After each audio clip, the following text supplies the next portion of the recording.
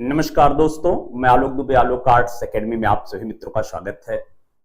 मित्र, आज शिल्पी चक्र नई दिल्ली से संबंधित कुछ महत्वपूर्ण कलाकारों की चर्चा कल हुई थी। आज कंवल कृष्ण, देवयानी कृष्ण और रामेश्वर ब्रूटा से संबंधित महत्वपूर्ण प्रश्नों की चर्चा होगी। चलिए एक बार आप जितने भी मित्र हैं सभी लोग ज्यादा से ज्यादा वीडियो को शेयर करें और प्रश्नों को अच्छे ढंग से पढ़कर आप सभी लोग उत्तर देंगे। चलिए देखते हैं कि आज का जो आपका टॉपिक है, टॉपिक ध्यान से देखिएगा। टॉपिक है आपका यह शिल्पी चक्र नई दिल्ली, जिसमें देखा जाए तो जो आज आपको पढ़ाया जाएगा वह है आपका कंवल कृष्ण है, दूसरा देखा जाए तो आपका देवयानी कृष्ण है, तीसरा देखा जाए तो रामेश्वर ब्रूटा है। ठीक है, चलते हैं। आज के श्रृंखला का पहला प्रश्न आपसे कह रहा है, प्रश्न आपसे कह रहा है कि वर्तमान दलाई नामा के अभिषेक समारोह का चित्रण 22 फरवरी 1940 ईस्वी को यह लासा में आयोजित ऐतिहासिक क्षण को किसने दर्शाया था। यहां पर करा वर्तमान जो दलाई नामा है उनके अभिषेक समारोह का चित्रण 22 फरवरी 1940 ईस्वी को लासा में आयोजित जो ऐतिहासिक कार्यक्रम हुआ था उस क्षण को किसके द्वारा दर्शाया गया था। बहुत इंपॉर्टेंट प्रश्न है आपका।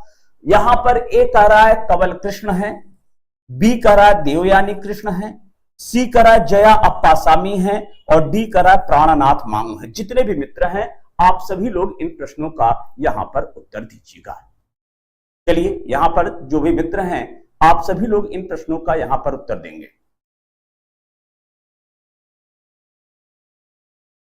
चलिए देखिए, जो टीजीटी के जो एग्जाम की बात है या पीजीटी की, तभी इसके बारे में निर्णय जो है एक हफ्ते के बाद आएगा। ठीक है, लगभग अगले सप्ताह में इसके बारे में आपको सूचना दी जाएगी कि पीजीटी का पेपर क्या होगा और टीजीटी की यथास्थिति के बारे में चर्चा होगी। अभी इसके बारे में कोई भी चर्चा नहीं है।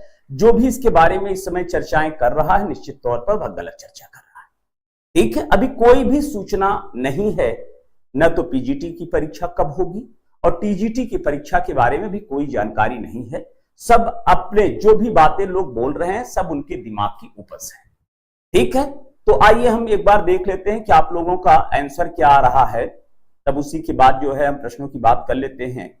यहां पर देखा जाए तो यहां पर मैना देवी जी ए कर रही हैं, कुसुम लता जी का उत्तर यहां पर ए है, यहां पर अनिल यादव जी ए कर रहे हैं, दक्ष जी का उत्तर यहां पर ए है। तो आइए हम बात कर लेते हैं। तो आइए देखा जाए तो वर्तमान दलाई नामा के अभिषेक समारोह का चित्रण 22 फरवरी 1940 ईस्वी को ल्हासा में आयोजित ऐतिहासिक क्षण को किसने दर्शाया था। यह देखा जाए तो कंवल कृष्ण के द्वारा यह दर्शाया गया था। यह किसके द्वारा दर्शाया गया था? यह कंवल कृष्ण के द्वारा दर्शाया गया था। अब आइए अगर हम कंवल कृष्ण की बात करते हैं, ध्यान दीजिएगा, यहां पर अगर हम कंवल कृष्ण की चर्चा करते हैं, कंवल कृष्ण के समय की बात किया जाए तो कंवल कृष्ण का जन्म 1910 ईस्वी में हुआ था और 1993 ईस्वी में इनकी मृत्यु हुई थी। ध्यान दीजिएगा, 1910 ईस्वी में इनका जन्म हुआ था और 1993 ईस्वी में इनकी मृत्यु हुई थी। क्लियर हो गया। अब अगर हम आगे की चर्चा कर लेते हैं तो देखा जाए तो कंवल कृष्ण यह देखा जाए शिल्पी चक्र नई दिल्ली के कलाकार हैं। अगर हम देखा जाए ये शिल्पी चक्र ये नई दिल्ली के क्या हैं? यह कलाकार हैं। दूसरा देखा जाए तो ये जो है शिल्पी चक्र नई दिल्ली के यह ग्राफिक कलाकार के तौर पर जाने जाते हैं। यह किस रूप में जाने जाते हैं? यह देखा जाए तो यह ग्राफिक कलाकार के रूप में यह जाने जाते हैं। अब आइए हम इनके जन्म की बात कर लेते हैं। यह कंवल कृष्ण का जन्म कब हुआ था? अगर कंवल कृष्ण के जन्म की बात किया जाए तो इनका जन्म 1910 ईस्वी में मांटगोमरी जिला कहां पर है? यह पाकिस्तान में स्थित है। ठीक है, तो देखा जाए तो इनका जन्म 1910 ईस्वी में, यह देखा जाए मांटगोमरी जिला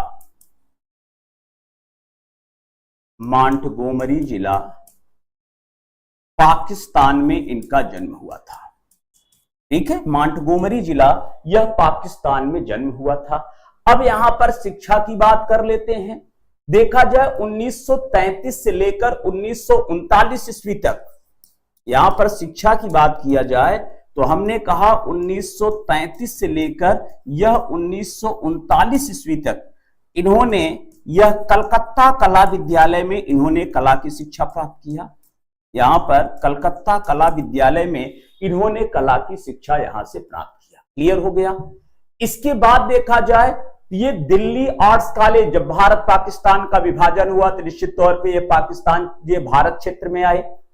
जब भारत और पाकिस्तान का जो है विभाजन हुआ तो ये कहां पर आए, ये जो है भारत में आए। अब ये देखा जाए भारत दिल्ली में आते हैं और यह दिल्ली आते हैं तो निश्चित तौर पे ये आगे चलकर जो है दिल्ली शिल्प चक्र नई दिल्ली के क्या रहे, सदस्य रहे और यह यहाँ के ग्राफिक कलाकार के तौर पर ये जाने जाते हैं। ये दिल्ली में रहते हुए देखा जाए तो ये दिल्ली आर्ट्स कॉलेज में यह ग्राफिक कला विभाग के अध्यक्ष भी थे।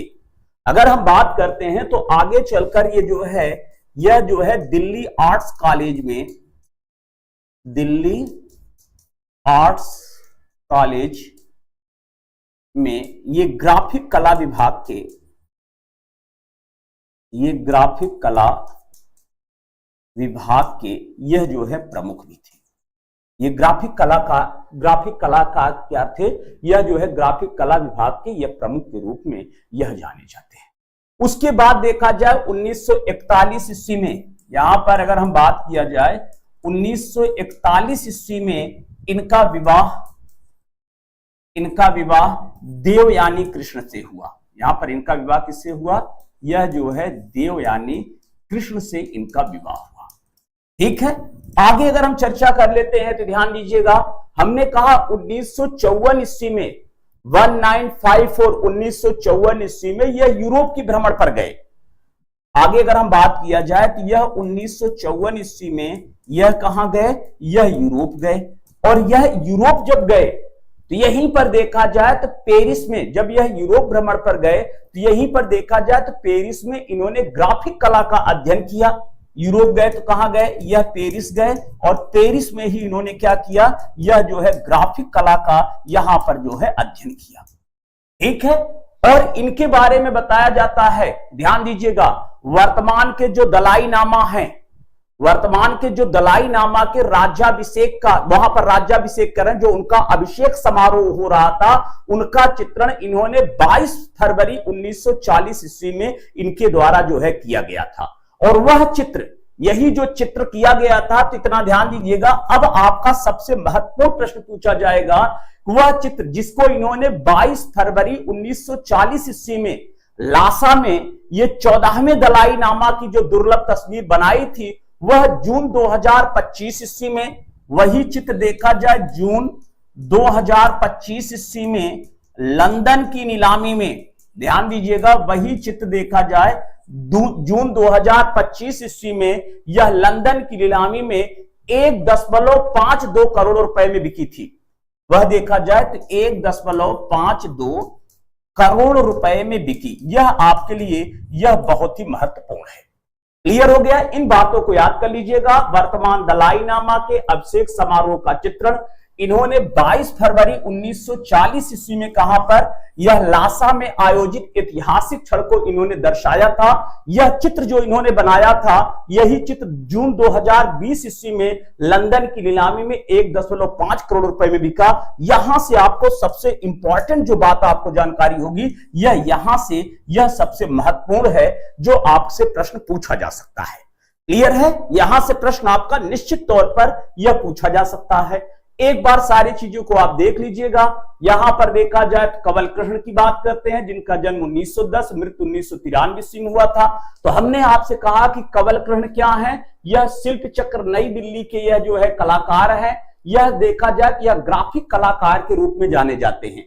इनका जन्म 1910 ईस्वी में मांटगोमरी जिला पाकिस्तान में हुआ था। इनका जन्म जो है 1910 ईस्वी में मांटगोमरी जिला पाकिस्तान में हुआ था। अगर हम शिक्षा की बात किया जाए 1933 से लेकर 39 ईस्वी तक यह कलकत्ता कला विद्यालय में इन्होंने कला की शिक्षा प्राप्त किया।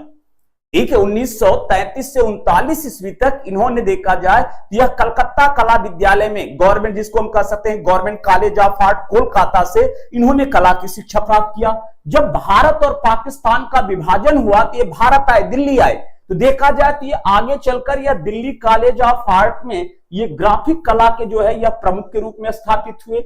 उसके बाद देखा जाए 1941 ईस्वी में, अर्थात उसके पहले जो है उन्होंने देवयानी कृष्ण से इन्होंने विवाह किया था। 1954 ईस्वी में यह यूरोप गए और वहां पर पेरिस में इन्होंने ग्राफिक कला का अध्ययन किया। अब प्रश्न की बात किया जाए तो जो वर्तमान दलाई लामा है उनके अभिषेक समारोह का चित्रण इन्होंने 22 फरवरी 1940 ईस्वी में किया था। वही चित्र जून 2025 ईस्वी में लंदन की नीलामी में 1.5 करोड़ रुपए में बिका। तो आपका उत्तर क्या है? यहां पर ए ऑप्शन आपका यहां पर बिल्कुल सही है। ठीक है, देखिए व्याख्या निश्चित तौर पे आपको लग रहा होगा व्याख्या ज्यादा है, लेकिन निश्चित तौर पर आपको जो है एक कलाकार से संबंधित बहुत सारी चीजें आपको जानकारी यहां पर प्राप्त हो जाती है। चलते हैं अगले प्रश्न की बात कर लेते हैं। देखिए अगला प्रश्न आपसे क्या कर रहा है? अगला प्रश्न कर रहा है कि वर्ष 1948 ईस्वी में कश्मीर युद्ध के समय का चित्रण किस कलाकार ने किया था? करा वर्ष 1948 ईस्वी में कश्मीर युद्ध के समय का चित्रण किस कलाकार ने किया था? ऑप्शन ए कर रहा है प्राणनाथ मांगो है, बी कर रहा है आपका दिनकर कौशिक जी हैं, सी कर रहा है आपका शंखु चौधरी जी हैं और डी कर रहा है कंवल कृष्ण है। जितने भी मित्र हैं आप सभी लोग इन प्रश्नों का यहां पर उत्तर दीजिएगा। चलिए यहां पर जितने भी मित्र हैं आप सभी लोग जो है यहां पर प्रश्नों का उत्तर दीजिएगा।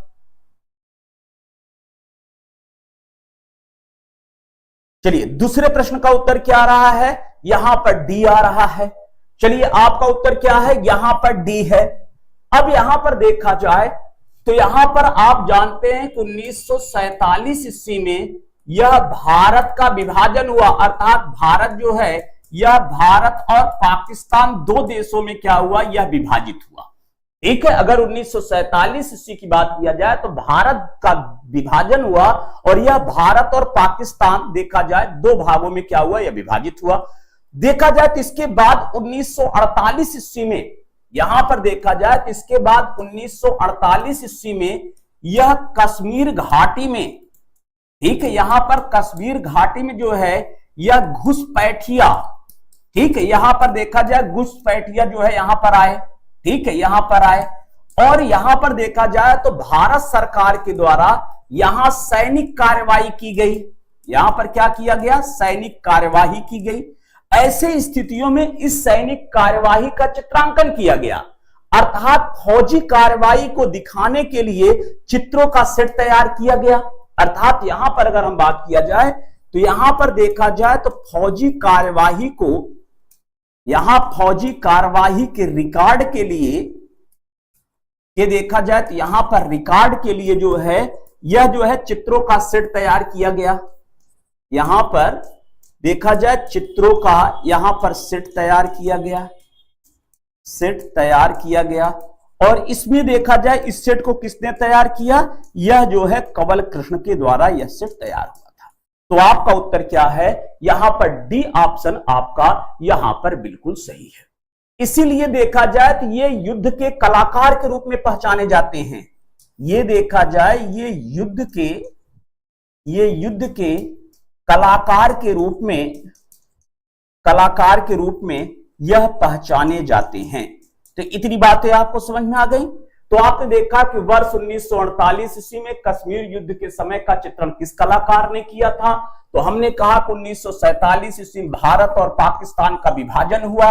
तो ऐसे स्थितियों में 1948 ईस्वी में कश्मीर घाटी में घुसपैठिया घुस आए। ऐसे स्थिति में यहां सैनिक कार्यवाही की गई और फौजी कार्यवाही या सैनिक कार्यवाही को कि रिकॉर्ड जो है, रिकॉर्ड के लिए जो है चित्रों का सेट तैयार किया गया। उसमें कलाकार के रूप में कौन है? यह जो है कंवल कृष्ण साहब है। ठीक है, तो हमने बताया चित्रों का सेट तैयार करने के लिए जो है वहां कंवल कृष्ण को जो है चुना गया और कंवल कृष्ण को जो है क्या कहा जाता है? ये युद्ध के कलाकार के रूप में यह पहचाने जाते हैं। इतनी बातें समझ में आ गई हैं? क्लियर है? चलते हैं अगले प्रश्न की बात कर लेते हैं। तो अगर आप लोग को नोट करना है तो आप लोग नोट कर सकते हैं। चलते हैं अगला प्रश्न देखा जाए। अगला प्रश्न कर रहा है कि कंवल कृष्ण ने ग्राफिक्स कला की शिक्षा पेरिस के कला संस्थान एटेलिये 17 में SW हेटर से कब प्राप्त किया? ए करा 1950 ईस्वी में, 1954 ईस्वी में, 1958 ईस्वी में, 1962 ईस्वी में। यहां पर कह रहा है कंवल कृष्ण ने ग्राफिक्स कला की शिक्षा पेरिस के कला संस्थान एटलिए 17 में SW हेटर से कब प्राप्त किया। ऑप्शन क्या करा, 1950 है, 1954 है, 1958 है और 1962 है। जितने भी मित्र हैं आप सभी लोग इन प्रश्नों का यहां पर जवाब दीजिएगा। हमने आपसे कहा 1954 ईस्वी में, यहां पर जो है 1954 ईस्वी में यह कंवल कृष्ण, ठीक है, कंवल कृष्ण यह यूरोप की यात्रा पर गए। यह कहां गए, यूरोप गए। जब यूरोप गए तो वहां पर देखा जाए तो पेरिस की जो है यह देखा जाए प्रतिष्ठित कला संस्थान कौन है, यह एटलिए 17, एटलिए 17, ठीक है। यहां पर देखा जाए तो यहां पर इन्होंने हेटर से देखा जाए तो इन्होंने यह ग्राफिक कला की शिक्षा यहां से प्राप्त किया। इन्होंने क्या किया, ग्राफिक कला की शिक्षा प्राप्त किया। तो आपका उत्तर क्या है, यहां पर बी ऑप्शन आपका बिल्कुल सही। जो भी भाई बहन ऑप्शन यहां पर यह बी लगाए हैं उनके उत्तर क्या है, यहां पर बिल्कुल सही है। तो आपका उत्तर क्या हुआ, यहां पर बी ऑप्शन आपका यहां पर बिल्कुल सही है। क्लियर हो गया। अब अगर हम बात करते हैं तो एक प्रश्न पूछता है कि भारत में कोलाज विधा को विकसित करने का श्रेय, ध्यान दीजिएगा, एक और ध्यान दीजिएगा आप कि अगर आपसे पूछा जाए कि भारत में कोलाज विधा को विकसित करने का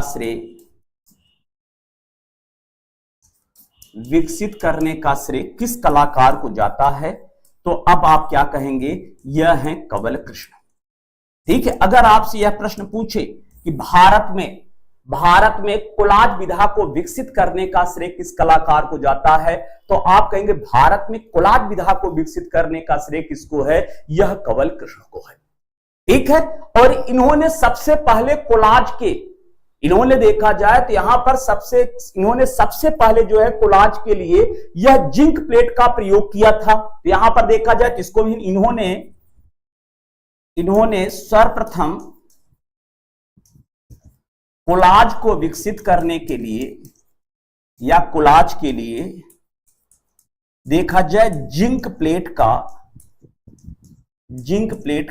प्रयोग किया था, जिंक प्लेट का प्रयोग किया था। इतनी बातें समझ में आ गई। तो आपने देखा कंवल कृष्ण ने ग्राफिक कला की शिक्षा पेरिस के कला संस्थान एटलिए 17 में SW हेटर से कब प्राप्त किया, 1954। हमने कहा 1954 ईस्वी में कंवल कृष्ण कहां गए, यूरोप गए। और यूरोप में देखा जाए पेरिस में स्थित कला की प्रतिष्ठित संस्था कौन है, एटलिए 17, जहां इन्होंने हेटर से यह ग्राफिक कला की शिक्षा प्राप्त किया। आपका उत्तर क्या हुआ, यहां पर बी हो गया। उसके बाद हमने कहा कि भारत में कोलाज विधा को विकसित करने का श्रेय किसको है, यह कंवल कृष्ण को है। इन्होंने सबसे पहले देखा जाए कोलाज के लिए इन्होंने जिंक प्लेट का प्रयोग यहां पर इनके द्वारा यह किया गया था। क्लियर हो गया। तो आपका उत्तर यहां पर ए है। इन बातों को भी आप याद किए रहिएगा, यहां से भी आपको क्वेश्चन बन सकता है। यहां पर 2 क्वेश्चन पूछ सकता है। भारत में कोलाज विधा को विकसित करने का श्रेय किसको है, कंवल कृष्ण है।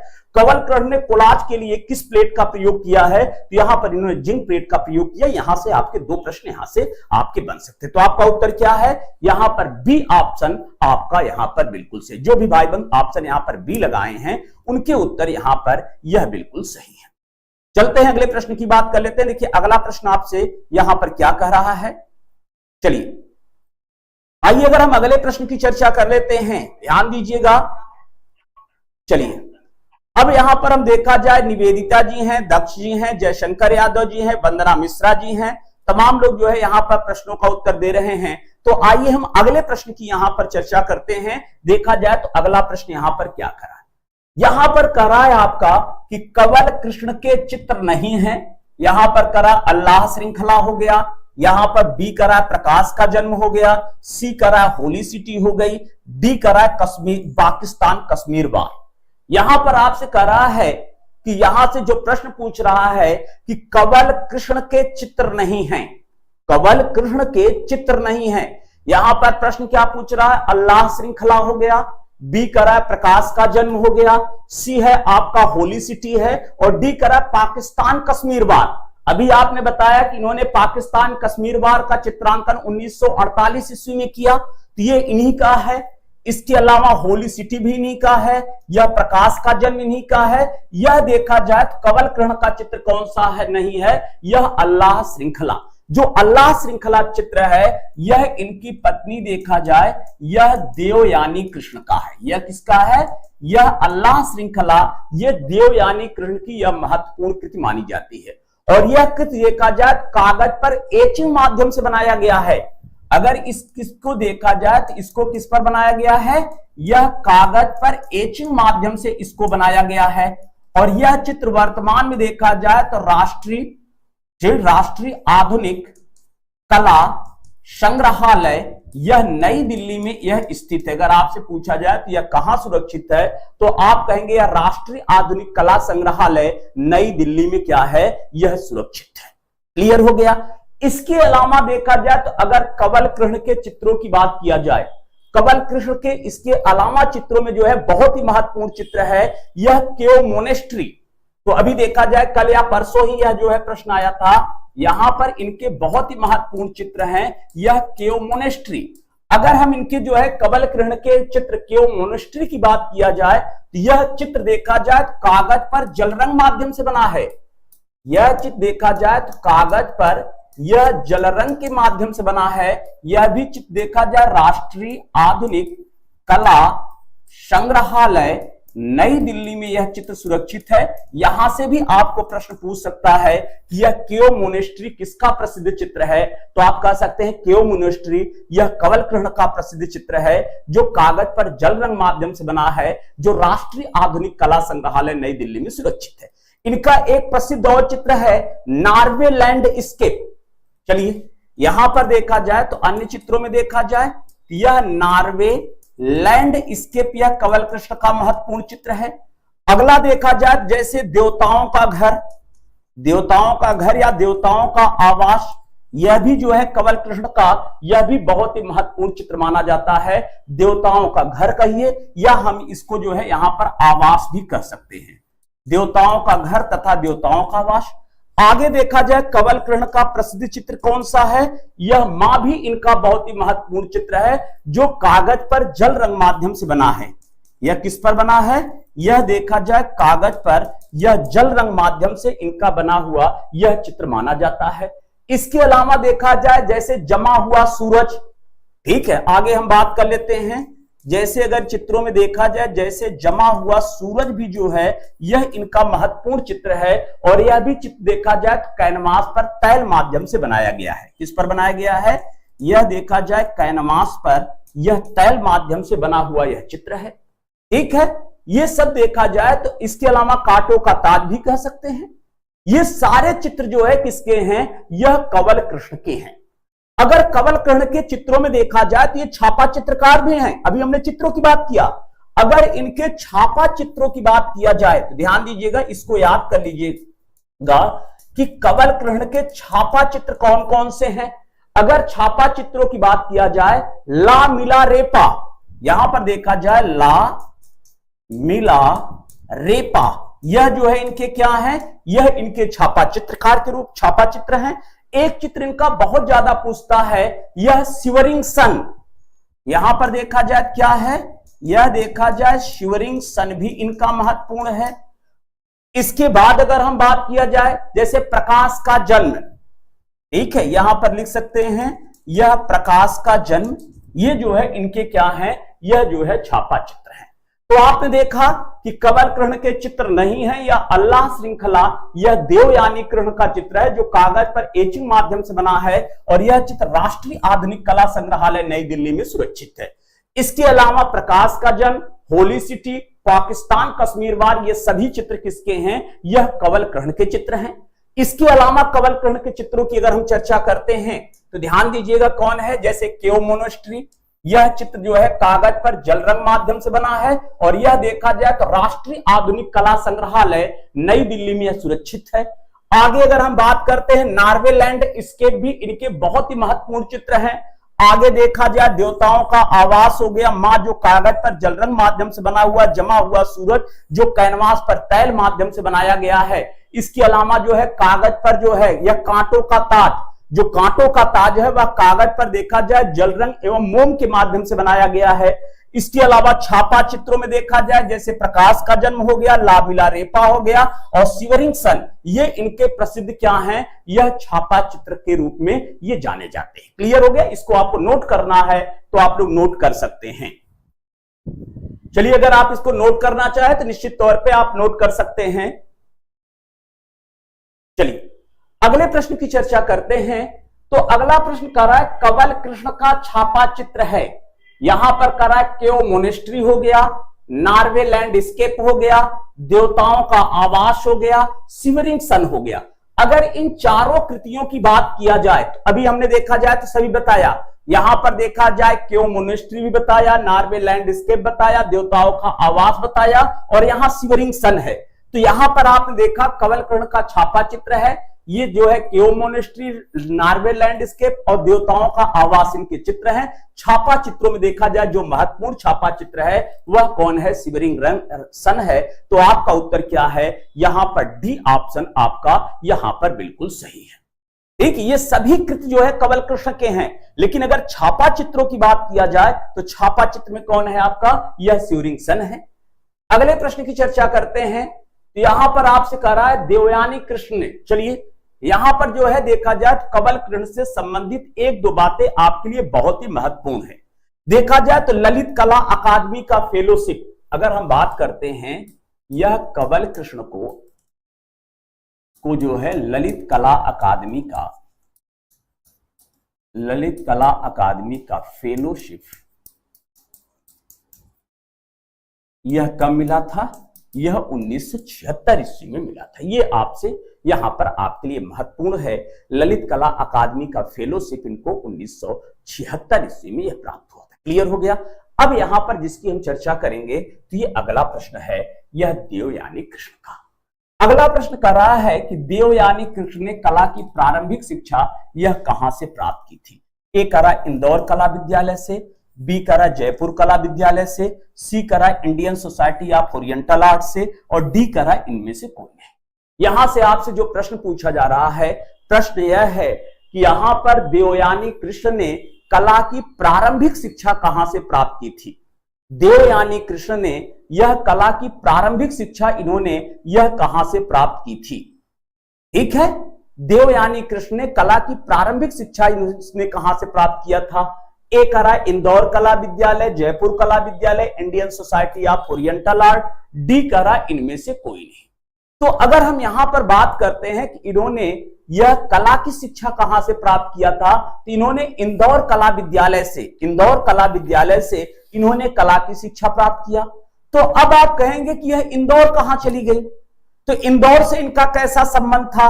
अगर इनके जो है यहां देवयानी कृष्ण की अगर चर्चा करेंगे तो आप पूरी बातें समझ जाएंगे। यह देवयानी कृष्ण, ठीक है, यहां पर देवयानी कृष्ण की अगर हम चर्चा करते हैं तो देखा जाए देवयानी कृष्ण क्या हैं, यह महिला कलाकार हैं। यह क्या हैं, यह देखा जाए तो महिला कलाकार हैं। यह कलाकार किस ग्रुप से संबंधित हैं, यह देखा जाए तो यह जो है शिल्प चक्र नई दिल्ली से संबंधित है। ठीक, यह किससे संबंधित है, यह देखा जाए शिल्प चक्र नई दिल्ली से संबंधित है। अगर इनके जन्म की बात किया जाए तो देखा जाए कहीं कहीं दिखा रहता है 1918 से यह 2000 ईस्वी में इनकी मृत्यु हुई। ठीक है, और कहीं कहीं देखा जाए तो यहां पर 1910 लिखा रहता है, 1910 लिखा रहता है। तो ये दोनों में बहुत ही कंफ्यूजन है। ठीक है, तो यहां पर कहीं कहीं 1918, कहीं कहीं 1910 लिखा रहता है। तो यहां पर देखा जाए तो 1918 ईस्वी में इनका जन्म हुआ था और 2000 में इनकी क्या होती है, यहां पर जो है मृत्यु होती है।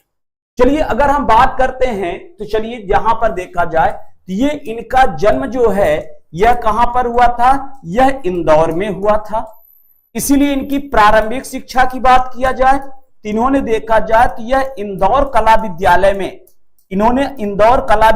इन्होंने कला की शिक्षा प्राप्त किया, जहां इनके गुरु जो है यह डी देवला लीकर थे। कौन थे, यहां इनके गुरु जो है यह डी देवला यह जो है डीडी देवलालीकर, यह इनके कला गुरु के रूप में ये जाने जाते हैं।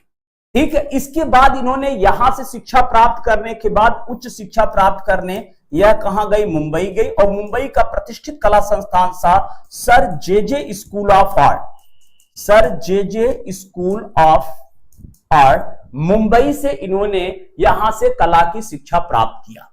ठीक है, इसके बाद देखा जाए कंवल कृष्ण और देवयानी कृष्ण की मुलाकात। ठीक है, अगर हम बात किया जाए तो इनके पति का नाम क्या है, यह कंवल कृष्ण। देखा जाए कंवल कृष्ण और देवयानी कृष्ण की मुलाकात जो है कहां पर हुआ, यह जो है कलकत्ता में हुआ।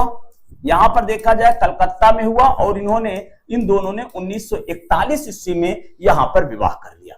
तो आपने देखा जाए देवयानी कृष्ण ने कला की प्रारंभिक शिक्षा कहां से प्राप्त किया, इंदौर कला विद्यालय से, और इनके प्रारंभिक गुरु कौन है, यह डीडी देवलालीकर है। कौन है, यहां पर देखा जाए तो इनके प्रारंभिक गुरु कौन है, यह डीडी देवलालीकर यहां पर माने जाते हैं।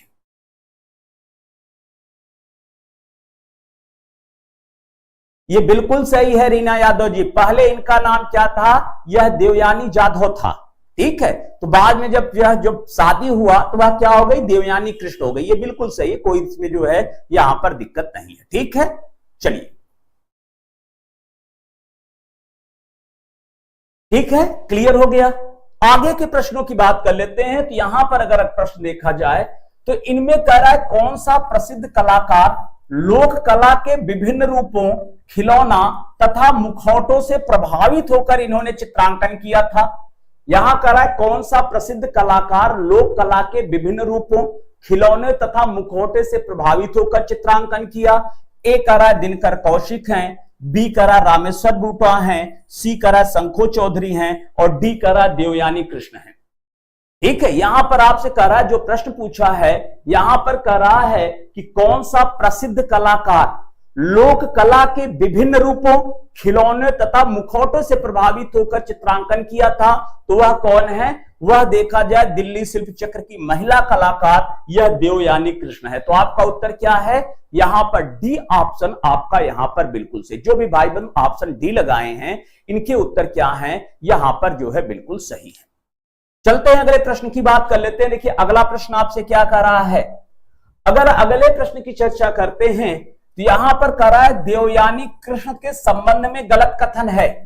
यहां पर कह रहा है कि शिल्प चक्र की महिला कलाकार, ठीक है, कंवल कृष्ण की पत्नी देवयानी कृष्ण के संबंध में गलत कथन है।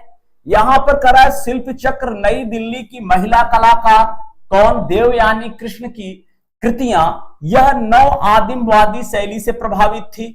बी करा यहां शिल्पी चक्र नई दिल्ली की महिला कलाकार देवयानी कृष्ण ने यह बाटिक तकनीक से काम किया था। सी आपसे कह रहा है कि देवयानी पश्चिमी कलाकार ये मातिस से प्रभावित थी। अगला कह रहा है कि वर्ष 1965 ईस्वी में देवयानी कृष्ण ने इंटेग्लियो पद्धति से छापा चित्रों की प्रदर्शनी अंडर द रूप ऑफ गॉड नाम से यह प्रदर्शित हुई। इनमें से कौन सा कथन यहां पर गलत है? जितने भी मित्र हैं आप सभी लोग जो है यहां पर बताने का प्रयास करिएगा, इनमें से जो है कौन सा कथन यहां पर गलत है। ममता शुक्ला जी यहां पर डी कर रही हैं, यहां पर जो है रानी का उत्तर यहां पर डी आ, जितने भी लोग हैं यहां सभी लोगों को उत्तर यहां पर डी आ रहे हैं।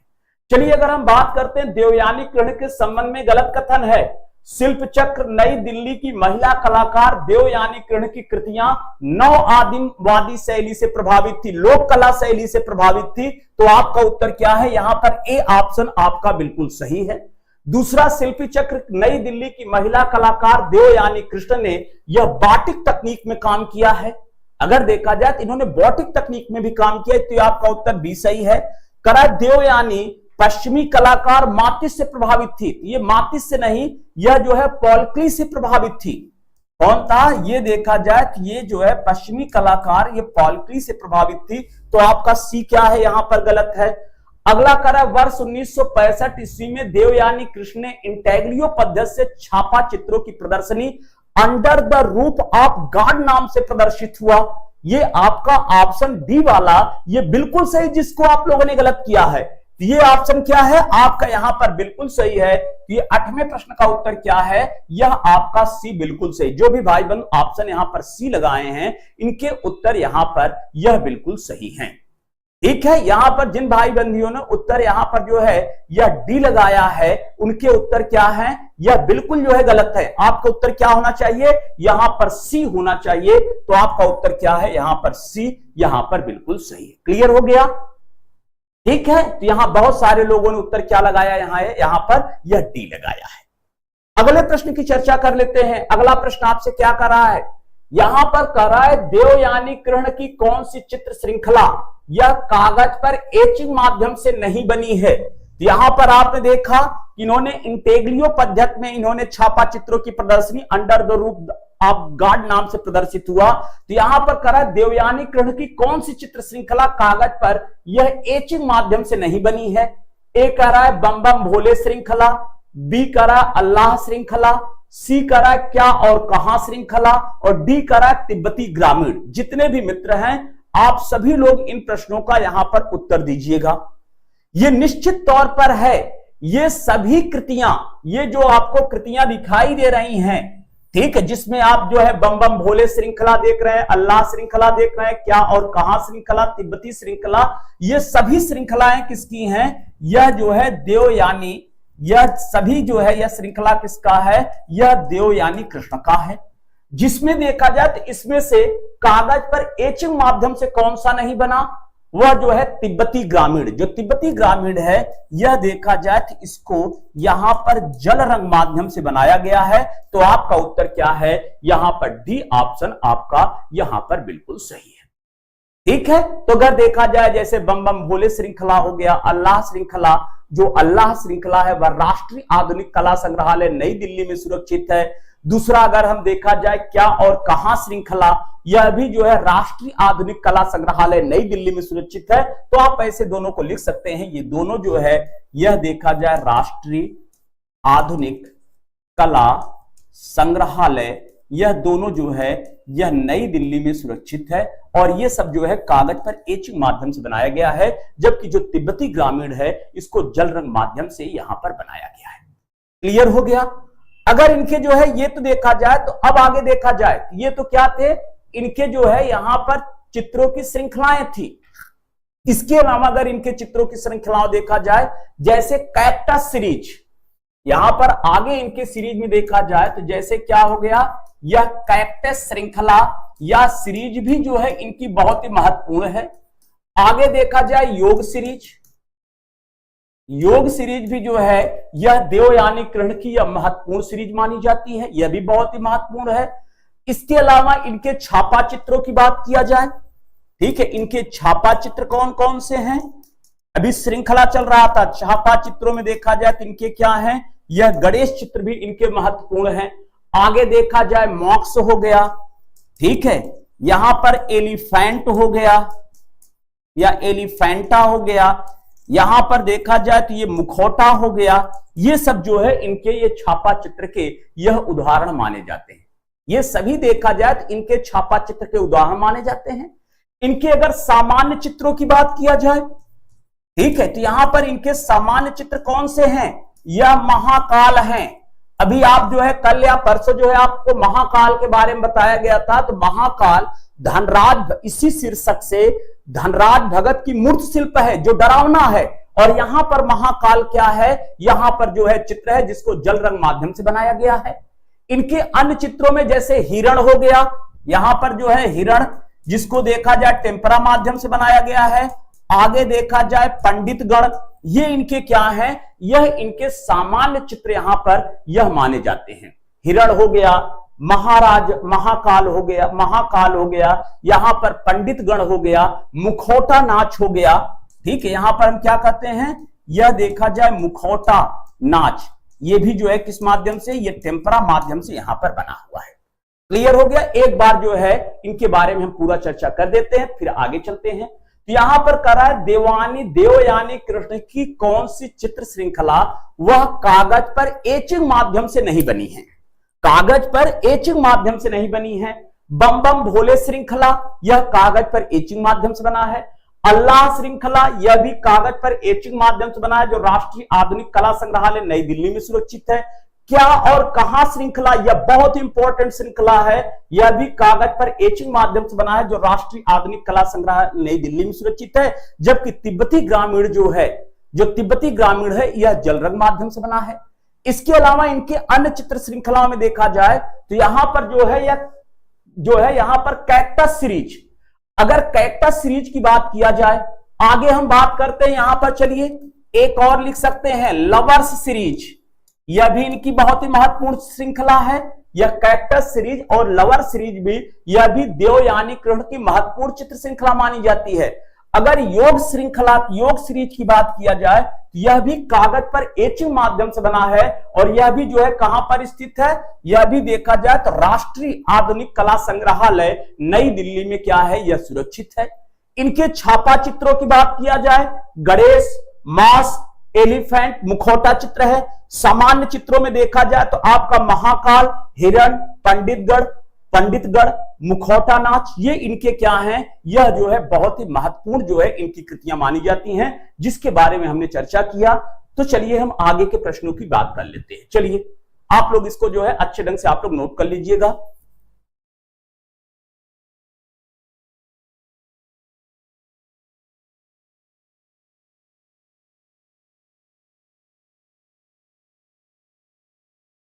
चलिए अगला प्रश्न कर रहा है, ध्यान दीजिएगा, अगला प्रश्न कर रहा है दिल्ली शिल्प चक्र नई दिल्ली के किस कलाकार के माता पिता गायक थे? ए कर रहा है रामेश्वर बूटा, बी कर रहा है दिनकर कौशिक, सी कर रहा है प्राणनाथ मांगो, और डी कर रहा है जया अप्पासामी। जितने भी मित्र हैं आप सभी लोग इन प्रश्नों का यहां पर जवाब दीजिएगा। यहां पर कह रहा है कि यहां पर आपसे प्रश्न कर रहा है दिल्ली शिल्प चक्र नई दिल्ली के किस कलाकार के माता पिता गायक थे? चलिए जितने भी मित्र हैं आप सभी लोग इन प्रश्नों का यहां पर उत्तर दीजिएगा। चलिए यहां पर 10वें प्रश्न का उत्तर क्या आ रहा है, यहां पर ए आ रहा है, प्रकाश शुक्ल जी ए कह रहे हैं। यहां पर ममता जी का उत्तर यहां पर है, यादवेंद्र प्रताप सिंह जी ए कह रहे हैं। दक्ष जी का उत्तर यहां पर डी है, ममता शुक्ला जी ए कह रही हैं।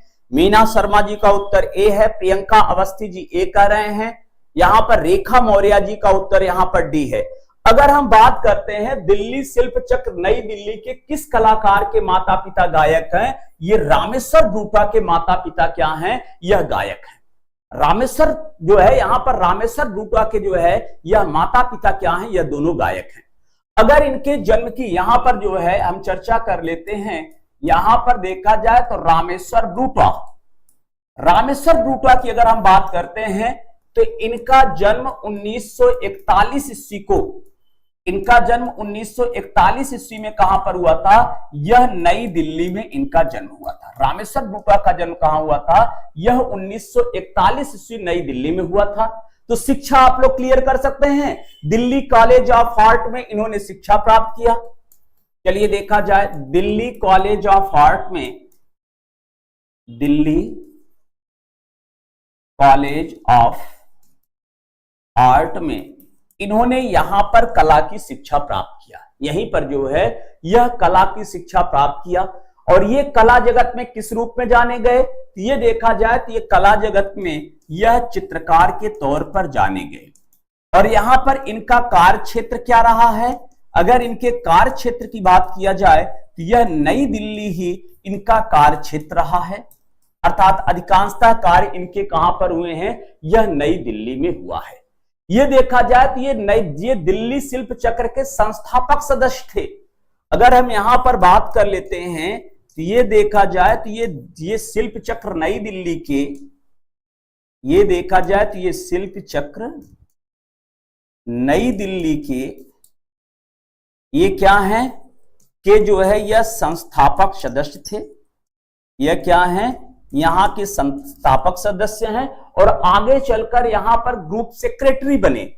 अर्थात यहां पर क्या बनाए गए, यह यहां पर सचिव भी बनाए गए। लगभग देखा जाए तो 1968 से 70 ईस्वी तक यह यहां पर सचिव थे, जिसके बारे में हम आगे चर्चा कर देंगे।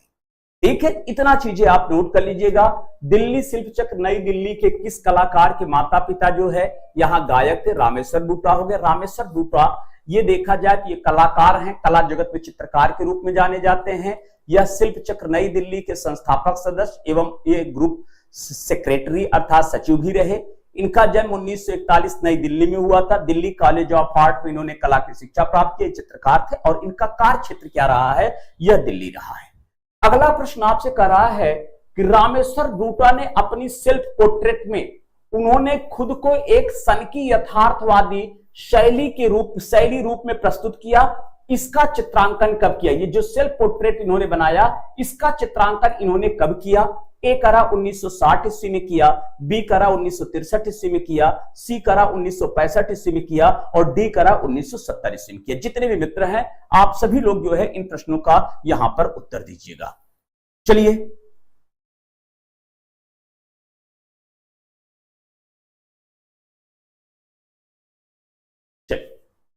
अब यहां पर देखा जाए तो अगर रामेश्वर ब्रूटा की बात कर लेते हैं, ठीक है, अगर रामेश्वर ब्रूटा के बारे में हमने बताया, ये जो है क्या रहे, यह कला जगत में चित्रकार के तौर पर जाने जाते थे। इसके साथ ही जो है यह क्या थे, यह ग्राफिक कार भी थे।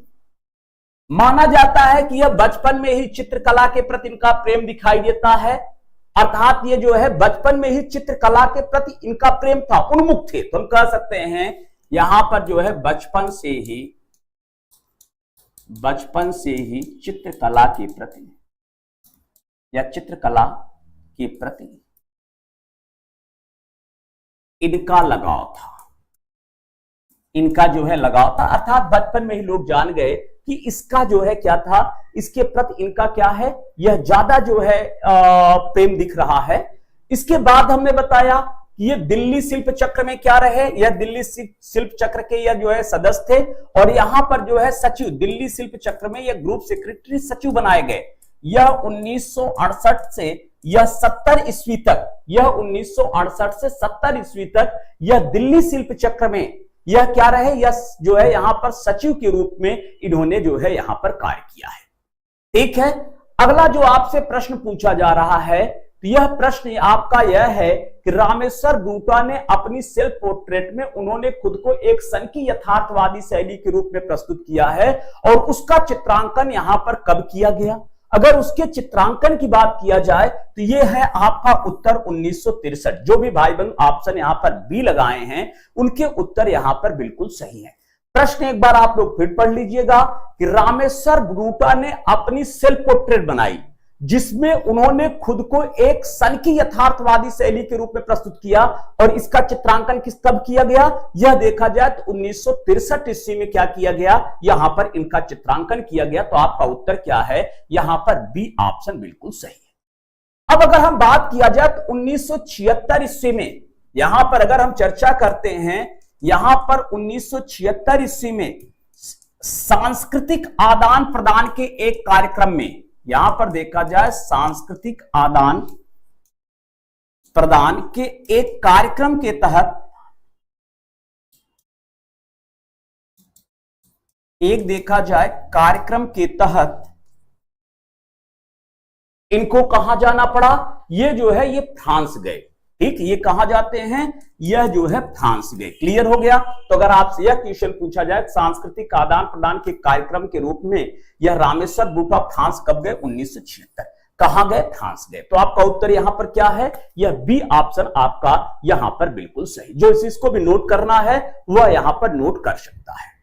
देखिए, अगर जो भी व्याख्या हो रही है, अगर उससे आप जो है नोट्स बना लेंगे, ठीक है, आप किसी की भी नोट से अगर तुलना करेंगे, वैसे तुलना तो करनी नहीं चाहिए और हमको कहना भी नहीं चाहिए, लेकिन अगर किसी की जो है किसी की नोट्स तुलना करेंगे तो आपके पास सबसे सटीक और अच्छा मैटर आपके पास रहेगा और आपके हाथ से खुद का लिखा हुआ चीजें रहेगा तो सारी चीजें क्या होंगी, आपको याद होती रहेंगी। जो आप नोट्स के चक्कर में पढ़ते हैं ना, बस थोड़ा सा मेहनत है, ज्यादा से ज्यादा अगर आप अच्छे ढंग से मेहनत करते हैं तो आपका स्वयं का नोट्स क्या हो जाएगा, यहां पर तैयार हो सकता है। क्लियर हो गया? चलते हैं अगले प्रश्न की चर्चा कर लेते हैं। देखिए अगला प्रश्न आपसे क्या कर रहा है, अगला प्रश्न कर रहा है मित्र, आईफैक्स नई दिल्ली ने रामेश्वर ब्रूटा को कला विभूषण सम्मान कब प्रदान किया? आईफैक्स का मतलब है all India fine art and craft association, जो नई दिल्ली की संस्था थी, ने रामेश्वर बूटा को कला विभूषण सम्मान कब प्रदान किया गया? ए करा 1990 ईस्वी में, बी करा 1993 ईस्वी में, सी करा 1997 ईस्वी में और डी करा 1999 ईस्वी में। जितने भी मित्र हैं आप सभी लोग इन प्रश्नों का यहां पर उत्तर दीजिएगा। चलिए, यहां पर कह रहा है कि इनको यह पुरस्कार जो है यह कब प्रदान किया गया। जितने भी मित्र हैं आप सभी लोग इन प्रश्नों का उत्तर दीजिएगा। अगर हम बात करते हैं आईफैक्स नई दिल्ली ने रामेश्वर बूटा को कला विभूषण का सम्मान यह 1997 ईस्वी में 1997 ईस्वी में क्या किया, यह इनको प्रदान किया। तो आपका उत्तर क्या है? यहां पर सी ऑप्शन यहां पर बिल्कुल सही है। अब देखा जाए तो रामेश्वर बूटा, अब अगला प्रश्न आएगा निश्चित तौर पे, लेकिन रामेश्वर बूटा के सबसे ज्यादा प्रश्न आपको ऐप सीरीज मानव कृतियां लगती हैं। सबसे ज्यादा क्वेश्चन पूछा जाता है कि रामेश्वर बूटा एप सादृश्य मानव को अपना जो है अपने चित्रों का माध्यम बनाया। अगर हम बात करते हैं यहां पर देखा जाए तो रामेश्वर बूटा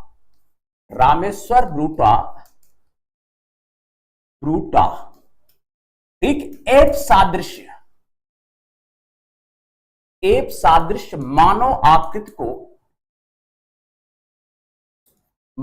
आकृति को अपना आधार बनाया। यहां एप सदृश का मतलब क्या होता है? यहां एप रामेश्वर बूटा एप सदृश को जो है वह मानव आकृतियों को आधार बनाया। एप सदृश का मतलब होता है यह गोरिल्ला की भांति, इसीलिए इनका देखा जाए तो आप क्या देखते हैं, यह देखा जाए गोरिल्ला सीरीज या जिसको आप क्या कहते हैं, यह एप सीरीज। ठीक है, इसी को आप गोरिल्ला सीरीज या एप सीरीज कहा जाता है। यह किसके प्रमुख कृति है? यह देखा जाए तो यह रामेश्वर बूटा का यह कृति है। और इन चित्रों के माध्यम से ये व्यंग प्रस्तुत करते हैं। ये जो इन्होंने चित्र बनाया, जो देखा जाए तो इन्होंने एप सादृश्य या गोरिल्ला सीरीज या एप सीरीज जो इन्होंने चित्र बनाया, इस चित्रों के माध्यम से इन्होंने मानव समाज को व्यंग किया। इनका मानना था कि 1000 वर्षों के बाद, लाखों वर्षों के बाद अगर देखा जाए मनुष्य में कोई अंतर नहीं आया। पहले मानव क्या करता था, वह भूख के लिए जानवरों को जो है मारकर खा जाता था, लेकिन आज मानव भौतिकता को प्राप्त करने के लिए एक मानव दूसरे मानव की हत्या कर दे रहा है। तो अर्थात यहां पर भौतिकता, लोगों के रहन सहन में परिवर्तन आया, लेकिन मनुष्य का जो क्या था, जो विचार है आज जो है बिल्कुल निकृष्ट है। वह भौतिक सत्ता को प्राप्ति करने के लिए कितना हम सुखी को प्राप्त कर ले, ऐसे स्थितियों में मानव का जो है दिमाग क्या है, पहले से ज्यादा जो है वह जो है निकृष्ट हो चुका है। इस प्रकार बनाया। और जब इन्होंने मानव को एप सादृश्य गोरिल्ले की भांति बनाएंगे, आदि मानव की तरह बनाएंगे, तो कैसे बनाना पड़ेगा? मानव कृतियों को चौड़े जो है कंधे दिखाना पड़ेगा, पर्याप्त उसमें मांसलता होगी, लेकिन जो ये पसलियां होंगी वह स्पष्ट रूप से दिखाई देगा और ऐसे लगेगा कि वह मानव आदिम युग से लगातार जो है चले आ रहे हैं। लेकिन उनके अंतर्गत जो है देखा जाए तो संघर्ष की अनुभूति लगेगी और वह शक्ति से क्या होंगे, वह भरपूर होंगे। और इन्होंने इसी को जो है, इसी को आधार मानकर इनके द्वारा चित्रण किया गया। इसीलिए आप देखते हैं यह रामेश्वर बूटा ने कभी भी स्त्री चित्र नहीं बनाए। यह माना जाता है कि वह कौन सा भारतीय कलाकार है जिन्होंने महिला या स्त्रियों का चित्रण नहीं किया। यह कौन है? यह रामेश्वर बूटा है। तो यह आपका उत्तर क्या है? यहां पर डी है। तो यहां पर ध्यान दीजिएगा, रामेश्वर बूटा एप सादृश्य मानव आकृतियों को अपने चित्रों का आधार बनाया, जिसके आधार पर इन्होंने गोरिल्ला सीरीज या एप सीरीज बनाया, जिसके कारण इन्होंने मानव समाज पर इन्होंने व्यंग किया है। इनके अनुसार हजारों सालों बाद भी मनुष्य में किसी प्रकार का यह अंतर यहां पर नहीं आया है और इन्होंने इसी को आधार बनाया। इसीलिए रामेश्वर बूटा एकमात्र ऐसे कलाकार हैं जिन्होंने स्त्री चित्रण को बनाया ही नहीं। जब आप लोग आदिमानव का चित्रण देखते हैं, कहीं आप देखते हैं, कई महिलाओं को देखते हैं क्या? आदिमानव की भी जो है प्राचीन काल की आप पुस्तक देखा जाए तो ज्यादातर आप किसको देखेंगे? ज्यादातर क्या 99% आप पुरुषों को देखेंगे। तो इसीलिए देखा जाए तो यहां पुरुष चित्रण किए गए। तो यहां पर जो है इस प्रश्न का उत्तर क्या है? यहां पर सी है। अगला प्रश्न कर रहा है कि बायोग्राफी ऑफ अ क्राइम नामक फिल्म किस कलाकार के निर्देशन में बनी। यहां पर जो प्रश्न आपसे पूछा जा रहा है, प्रश्न कर रहा है biography of a crime. Biography of a crime नामक फिल्म यह किस कलाकार के निर्देशन में बनी? ऑप्शन ए कह रहा है कंवल कृष्ण है, बी करा राम कुमार हैं, सी करा प्राणनाथ मांगो हैं और डी करा रामेश्वर बूटा। तो आपका उत्तर क्या होगा? यहां पर डी ऑप्शन आपका यहां पर बिल्कुल सही होगा। ठीक है, यह डी ऑप्शन क्या है यहां पर जो है बिल्कुल सही है। ठीक है, क्लियर हो गया। चलते हैं अगले प्रश्न की बात कर लेते हैं। देखिए अगला प्रश्न आपसे यहां पर क्या कर रहा है। अगला प्रश्न कर रहा है, ध्यान दीजिएगा कि रामेश्वर बूटा दिल्ली स्थित त्रिवेणी कला संगम के कला विभाग में किस वर्ष यह विभागाध्यक्ष थे? यहां पर देखा जाए करा रामेश्वर बूटा दिल्ली स्थित त्रिवेणी कला संगम के कला विभाग में किस वर्ष ये विभागाध्यक्ष थे? बी करा 1955 ईस्वी में बने, 1960 ईस्वी में बने, 1967 ईस्वी में बने कि यह 1972 ईस्वी में? ये पूछा क्या जा रहा है, यह किस वर्ष ये जो है यहां पर ये विभागाध्यक्ष के रूप में ये कार्य करना चालू करते हैं।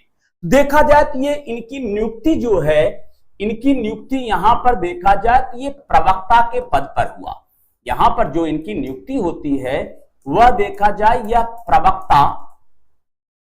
प्रवक्ता के पद पर इनकी नियुक्ति होती है। आगे चलकर यह क्या बने, यह जो है विभागाध्यक्ष बने। और विभागाध्यक्ष कब बनते हैं? यह 1967 ईस्वी में इनको विभागाध्यक्ष बनाया जाता है। तो 1967 का मतलब है आपका उत्तर क्या है, यहां पर सी ऑप्शन आपका बिल्कुल सही। जो भी भाई बंद ऑप्शन यहां पर सी लगाए हैं इनके उत्तर क्या हैं, यहां पर बिल्कुल सही है। क्लियर हो गया। चलते हैं अगले प्रश्न की बात करते हैं। देखा जाए तो अगला प्रश्न आपसे क्या कर रहा है।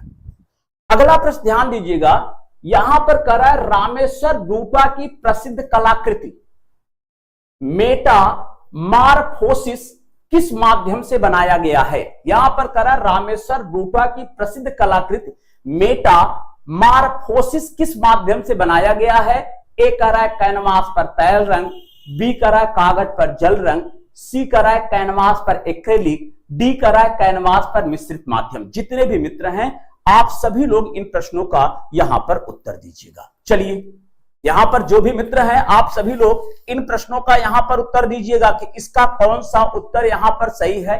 तो अब यहां पर करा रामेश्वर बूटा की प्रसिद्ध कलाकृति क्या है? यह मेटामार्फोसिस।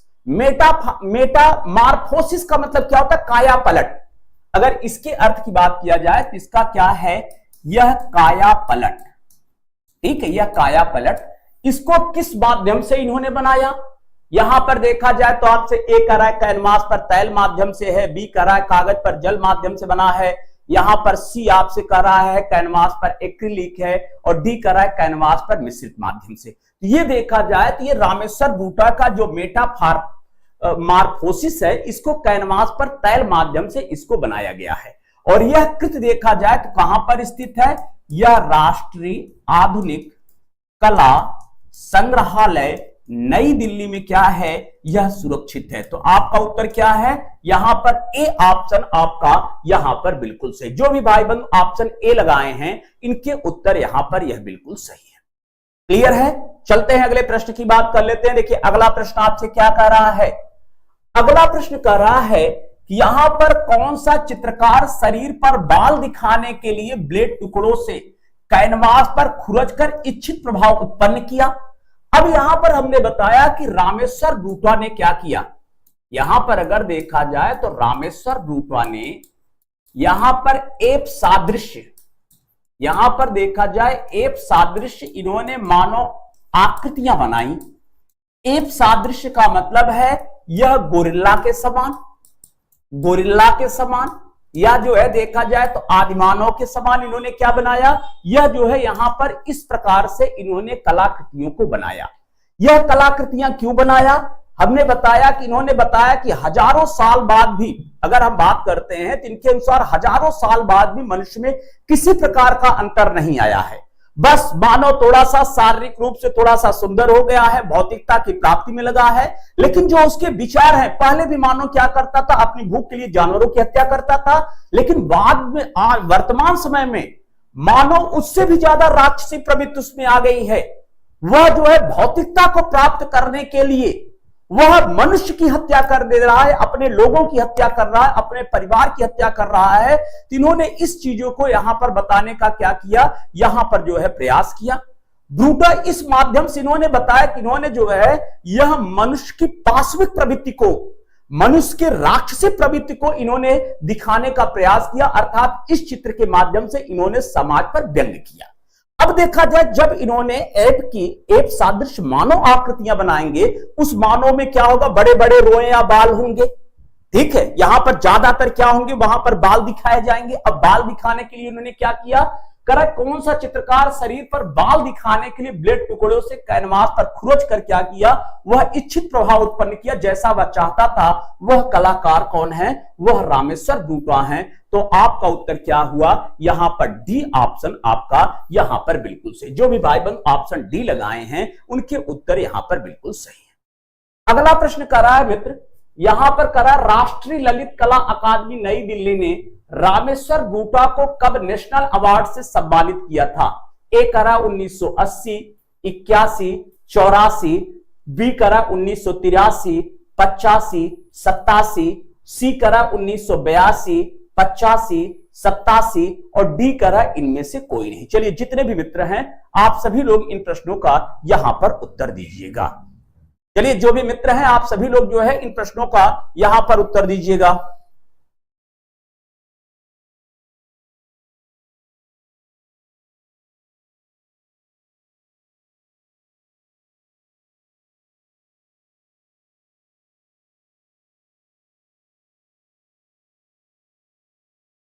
नहीं, ऐसा कुछ नहीं है। यहां पर जो है निश्चित तौर पे मेरा ही जो है कुछ समय के लिए डिलीट हुआ था। ये कभी कभी जो है तकनीकी जो है कारणवश जो है यूट्यूब पर क्लास नहीं देते। करीब एक हफ्ते मेरी ही क्लास शो नहीं किया था, लेकिन जो है कैसे जानकारी मिला, हम लोग तो चेक करते ही नहीं है। ठीक है, हम तो आगे पढ़ाते जाते हैं, क्या हुआ क्या नहीं हुआ। अगर बच्चों का कॉल आया तभी हम चीजों को देखते हैं। जब बच्चों का कॉल आया कि सर यूट्यूब पर कुछ क्लासें जो है नहीं मिल रही हैं, तो हमने क्या किया, क्लास को जो है लाने का जो है हमने प्रयास किया। ऐसी कुछ भी नहीं है। तो यहां पर देखा जाए तो राष्ट्रीय ललित कला अकादमी ने रामेश्वर बूटा को कब नेशनल अवार्ड से सम्मानित किया, 1980, 81 और क्या है यहां पर 84। यह उत्तर आपका यहां पर बिल्कुल सही है। अगला प्रश्न कर रहा है कि रामेश्वर बूटा ने अपनी प्रसिद्ध चित्र श्रृंखला एप सीरीज या जिसको गोरिल्ला सीरीज या किस माध्यम से बनाया, करा कैनवास पर तैल रंग, कैनवास पर एक्रेलिक, कागज पर जल रंग, इनमें से कोई नहीं। यहां पर कह रहा है रामेश्वर बूटा ने अपनी प्रसिद्ध चित्र श्रृंखला यह एप सीरीज या गोरिल्ला श्रृंखला को इन्होंने किस माध्यम से यहां पर बनाया है। जितने भी मित्र हैं आप सभी लोग इन प्रश्नों का यहां पर उत्तर दीजिएगा। ठीक है, चलिए जितने भी लोग हैं सभी लोग जो है इन प्रश्नों का उत्तर दीजिएगा। यहां पर कौन सा सही, अगर हम बात किया जाए तो यह जो है देखा जाए तो यह कैनवास पर यह तैल माध्यम से बना है। यह जो गोरिल्ला सीरीज है रामेश्वर बूटा की जो सबसे महत्वपूर्ण चित्र श्रृंखला है, यह कौन सा है, यह देखा जाए कैनवास पर तैल माध्यम से बना है। इसके अलावा इनके जो है चित्र श्रृंखलाओं में देखा जाए क्या है, यहां पर देखा जाए तो आदमी श्रृंखला भी इनका महत्वपूर्ण है। रामेश्वर बूटा का गोरिल्ला श्रृंखला के अलावा एक श्रृंखला और महत्वपूर्ण है, यह आदमी श्रृंखला। और यह भी श्रृंखला देखा जाए किस पर बना है, यह भी देखा जाए तो यहां पर यह कैनवास पर, यह भी देखा जाए तो अगर हम बात करते हैं यह भी कैनवास पर यह तैल माध्यम से बना हुआ यह चित्र है। इसके अलावा देखा जाए तो इनके प्रमुख चित्रों में, चलिए चित्र में ध्यान दीजिएगा। जैसे चित्र में इनका क्या है, यह शाबाश बेटा, शाबाश बेटा जो है यह रामेश्वर बूटा के क्या है, यह जो है चित्र है। आगे देखा जाए तो यह भी जो है कैनवास पर तैल माध्यम से बना हुआ चित्र है। ठीक है, इसके अलावा देखा जाए युद्ध बंदी, ठीक है, आगे देखा जाए तो क्या है, यह युद्ध बंदी, यह भी देखा जाए तो कैनवास पर तैल माध्यम से बना इनका चित्र है। आगे अगर हम चित्रों की बात किया जाए, अज्ञात सिपाही, जो अज्ञात सिपाही है यह भी अगर हम देखा जाए किसका है, यह अज्ञात सिपाही भी जो है यह कैनवास पर तैल माध्यम से बना चित्र है। आगे अगर हम बात करते हैं प्रत्यारोपण, ठीक है, यहां पर हम बात करते हैं प्रत्यारोपण, यह भी चित्र इन्हीं के हैं जो कागज जो देखा जाए कैनवास पर तैल माध्यम से बना हुआ चित्र है। एक बार आप समझ लीजिएगा, यहां पर करा रामेश्वर बूटा ने अपनी प्रसिद्ध चित्र श्रृंखला एप सीरीज या गोरिल्ला श्रृंखला या किस माध्यम से बनाया, करा कैनवास पर तैल रंग, कैनवास एक्रेलिक, कागज पर जल रंग, इनमें से कोई नहीं। तो आपका उत्तर क्या है? यहां पर ए ऑप्शन आपका बिल्कुल सही है। अन्य सीरीज में इनकी आदमी श्रृंखला जो कैनवास पर तैल माध्यम से है। इनके प्रसिद्ध चित्रों में शाबाश बेटा कैनवास पर तैल माध्यम से बना है, युद्धबंदी कैनवास पर तैल माध्यम से बना है, अज्ञात सिपाही यह कैनवास पर तैल माध्यम से बना, प्रत्यारोपण यह भी कैनवास पर तैल माध्यम से बना चित्र है। अब ध्यान दीजिएगा, कल भी जो आपका चलेगा, ठीक है, यहां पर जो कल भी आपका पाठ चलेगा वह देखा जाए शिल्प चक्र नई दिल्ली से संबंधित होगा, जिसमें देखा जाए तो यहां पर यह सतीश गुजराल, जिसमें देखा जाए किसके बारे में बताया जाएगा, यह सतीश गुजराल के प्रश्न रहेंगे। आगे देखा जाए तो किसका रहेगा, यहां पर दिनकर कौशिक जी के रहेंगे, ठीक है। और जो है तीसरे कलाकार कौन होंगे, प्राणनाथ मांगो। कल आप लोग इन तीनों कलाकारों को अच्छे ढंग से आप लोग पढ़कर आइएगा और कल इन 3 कलाकारों से संबंधित आपको जो है प्रश्न हल करवाए जाएंगे, ठीक है मित्र। तो देखा जाए तो आप लोग शुरुआत में ही, बहुत सारे बच्चे बिल्कुल लास्ट में आते हैं, ठीक है, बहुत सारे बच्चे जो है बिल्कुल लास्ट में आते हैं। तो मैं चाहता हूं कि आप लोगों की संख्या पहले ही प्रश्न से आप लोगों की बिल्कुल क्लियर होनी चाहिए। अर्थात आप लोग थोड़ा देखिए, परीक्षा कब होगी कब नहीं होगी, ये तो दुख जो है छात्रों के साथ साथ टीचरों को भी है। ऐसा नहीं होना चाहिए, छात्रों के साथ ऐसा नहीं होना चाहिए। जो भी डेट दिया जाए, डेट जो है समय से जो है पेपर करवाया जाए, लेकिन ऐसा नहीं हो पा रहा है। लेकिन आप लोग निष्क्रियता न बरतिए, अन्यथा आप लोगों ने अभी तक जो भी मेहनत किया उस पर पानी फिर जाएगा, ठीक है। तो आप लोग सक्रियता बनाए रखिए। हम जानते हैं एक सक्रियता बनाना ऐसे परिस्थितियों में बहुत ही कठिन हो जाता है, लेकिन उसको बनाना पड़ेगा। ऐसे परिस्थितियों में जो भी सक्रियता बनाए रखेगा उसी को जो है यहां सफलता प्राप्त होगी। तो कल हमारी फिर मुलाकात होगी 11 बजे। जिन भी छात्रों को किसी प्रकार की जानकारी प्राप्त करनी हो, न्यू एडमिशन या जो है कुछ जो पुराने छात्र हों, अगर उनको किसी प्रकार की जानकारी प्राप्त करना हो, यह हमारा नंबर है 9696051184, ठीक है। तो आप सभी लोग जो है यहां पर इस नंबर को आप लोग नोट्स कर लीजिएगा। तो आज की क्लास मित्र यहीं तक, धन्यवाद।